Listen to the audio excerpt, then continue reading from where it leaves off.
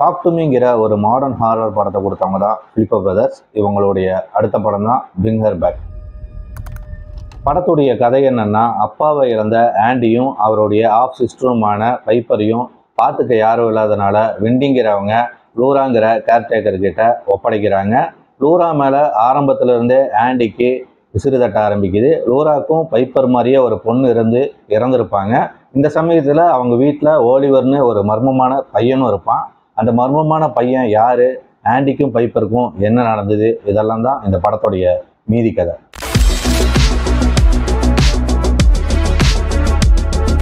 இந்த படம் நான் கொஞ்சம் எதிர்பார்த்துட்டு தான் இருந்தேன். அந்த அளவுக்கு இல்லைனாலும் ஒரு ஓகேவான படமாக தான் இருந்தது. ஏன்னா படத்தில் பிரச்சனைகள் இருந்தது. ஏன்னா லூராவோட கேரக்டரை ஜஸ்டிஃபை பண்ணுற மாதிரி தான் இந்த படத்துடைய முடிவு வருது. அது அந்தளவுக்கு படம் பார்க்குற நம்மளுக்கு கனெக்ட் ஆகவே இல்லை. அதுதான் இந்த படத்துடைய பெரிய பிரச்சனையை நான் பார்க்குறேன்.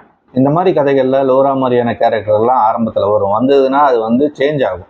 அப்படி தான் நிறைய படங்கள் பார்த்துருப்போம்.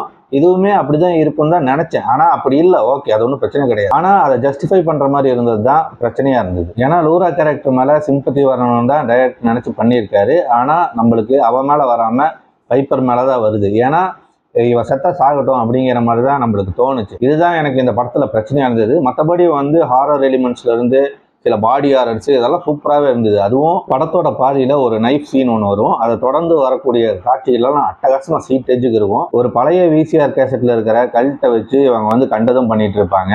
ஓகே, அது அவங்க குழந்தை இறந்துருக்காங்க, அதனால அவங்க ட்ரை பண்ணுறாங்கன்னு வச்சுக்கலாம். ஆனால் அது எவ்வளோ அதெல்லாம் கரெக்டாகவே காமிக்காமல் சும்மா மேலோட்டமாக தான் பண்ணியிருக்காங்க. இவங்க அந்த லூரா வீட்டுக்கு வந்ததுக்கப்புறம் அங்கே நடக்கக்கூடிய சம்பவங்கள்லாம் அது நல்லா மிஸ்ட்ரியாகவே கொஞ்சம் போச்சு. ஏன்னா என்ன நடக்கும் அப்படிங்கிற மாதிரி ஒரு ஆர்வமாகவே போச்சு. இது நம்ம டாக் டு மீ மாதிரி ஒரு ஃபாஸ்ட் பேஸ் படம் கிடையாது. ரொம்ப ஸ்லோவாக தான் போகுது. ஆனால் நல்லா தான் இருந்தது. சொல்லப்பட்ட எமோஷன்ஸ் கரெக்டாக படம் பார்க்குற நம்மளுக்கு கனெக்ட் ஆகாமல் போனது தான் எனக்கு இதில் பிரச்சனையாக இருந்தது. பட் நல்லா தான் இருந்துச்சு. ஒரு ஹாரருக்கான எல்லா எலிமெண்ட்ஸுமே இருக்குது. ஏன்னா படம் ஆரம்பத்துலேருந்தே நம்ம ஆண்டியும் பைப்பரையும் தான் ஃபாலோ பண்ணிட்டு வரோம். இப்படி இருக்கும்போது திடீர்னு லோரா இந்த மாதிரியெல்லாம் பண்ணும்போது லூராக்கு நம்ம சப்போர்ட் பண்ணணுமா இல்லை யாரை ஃபாலோ பண்ணுறங்கிறத ஒரு கன்ஃபியூஷன் வருது.